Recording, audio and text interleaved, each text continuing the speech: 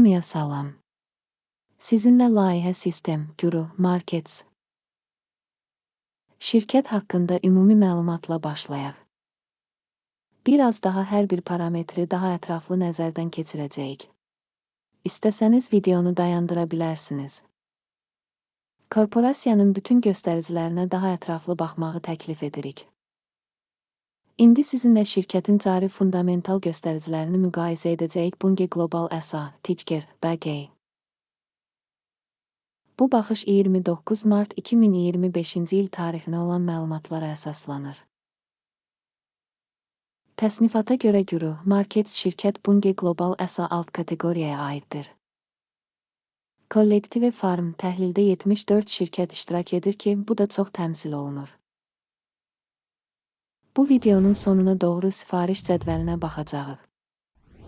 Sözü gedən şirkət üçün ümumi nəticə 10 baldan 6,5 bal. Alt kateqoriya üzrə orta xal 1 bal. Geniş baxsanız, ümumilikdə birja daxilində. ABŞ fond bazarı üçün cəmi orta nəticənin 1,9 bal olduğunu görürük. Şirkət üçün 6,5 bala qarşı Bunge Global SA. Şirkətin səhmlərinin qiymətinin dinamikasının müqayisəsi Bunge Global SA və alt kateqoriyalı şirkətlər. Son 12 ayda səhmlərin olduğunu görürük. Bunge Global SA mənfi 23,5% dinamika göstərib. 0,4% alt kateqoriyasında qiymət dəyişikliklərinə qarşı. Bu açıq-aydın heç nəyi göstərmir, lakin bu faktı nəzərə almaq lazımdır. Şirkətin bazar kapitallaşması Bunge Global SA 10,24 milyard dollardır. Alt kateqoriyanın bazar kapitallaşması 380 milyard dollardır. Bunge Global SA 2,696% paya malikdir və alt kateqoriyadakı kiçik şirkətlərdən biridir. Şirkətin balans kapitallaşması 9,91 milyard dollar olaraq qiymətləndirilir. Alt kateqoriyanın balans kapitallaşması 189 milyard dollardır. Bunge Global SA payı 5,242% təşkil edir.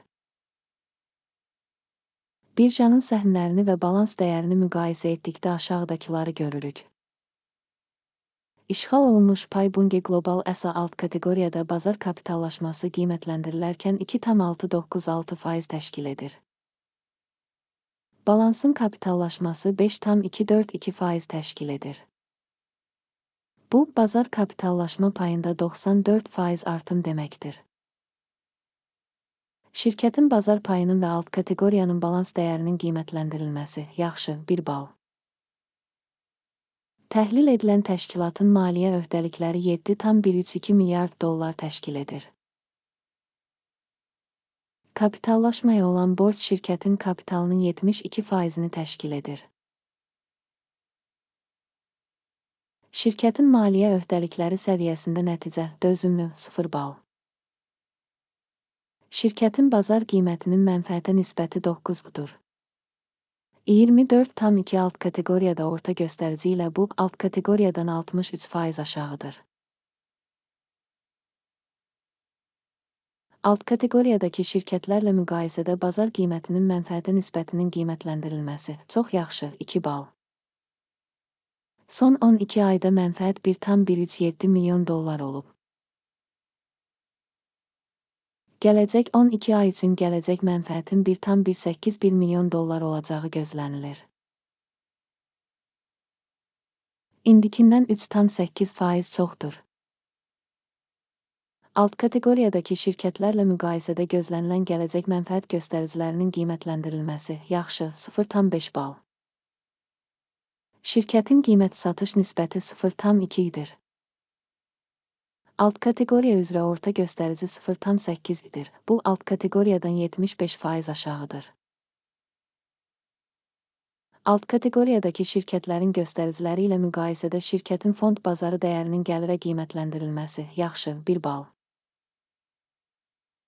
Son 12 ayda gəlir 53,100 milyon dollar olub.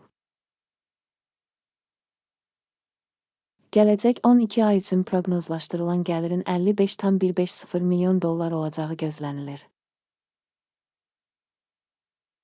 Bu, indikindən 4% çoxdur.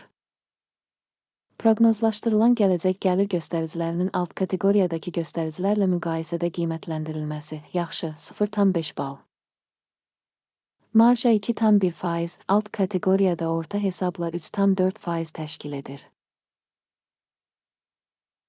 Alt kateqoriya üzrə orta göstərici ilə şirkətin göstəriciləri arasında fərq 1,3% təşkil edir. Alt kateqoriyadakı göstəricilərlə müqayisədə gəlirliliyin qiymətləndirilməsi dözümlü 0 bal. Alt kateqoriyada işçilərin sayına görə şirkətin payı 3,837% təşkil edir. Bu, bazar kapitallaşma payının 42% artması deməkdir. Və bu, şirkətin səhm qiymətində balanssızlığı göstərir. Bunge Global SA daha az qiymətləndirməyə doğru. Şirkətin hər bir işçisi üçün kapitalın məbləği 445 min dollara bərabərdir. Alt kateqoriyada isə 634 min dollar var. Alt kateqoriya üzrə orta göstərici ilə şirkətin göstəriciləri arasında fərq 29,8% təşkil edir.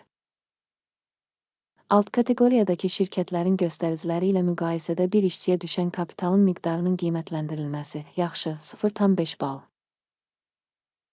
Fərdi işçiyə düşən mənfəətin məbləği 49,4 min dollardır. Alt kateqoriya üzrə orta qiymət 26,1 min dollardır. Və alt kateqoriya üzrə orta göstərici ilə şirkətin göstəriciləri arasında fərq 89% təşkil edir.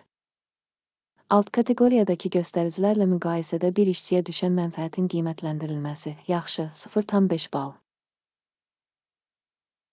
Şirkət işçisinə düşən gəlir 2,309 min dollardır. Alt kateqoriyaya görə 766 min dollar. Alt kateqoriya üzrə orta göstərici ilə şirkətin göstəriciləri arasındakı fərq 201%dir.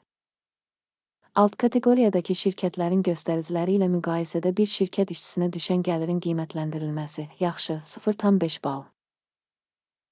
Qısa müddətli səhmlər %3,5, alt kateqoriya üzrə ortalama %2,9 ilə müqayisədə. Bu, qısa bir sıxılmanın qiymətləndirilməsidir. Göstərici RSI 14 şirkət üçün %60 səviyyəsini göstərir. Bunge Global SA. Alt kateqoriya üçün bu səviyyə 47%dir. Texniki cəhətdən alt kateqoriyadakı qiymətli kağızlar qiymətli kağızlardan aşağı qiymətləndirilir. Bunge Global SA. Şirkətin səhmlərinin faktiki qiyməti təxminən 76,44 dollardır. Şirkətin səhmləri üçün konsensus qiymət hədəfi təxminən 86,56 dollardır. Cari təxmin və konsensus proqnozunun dinamikası təxminən 13%dir.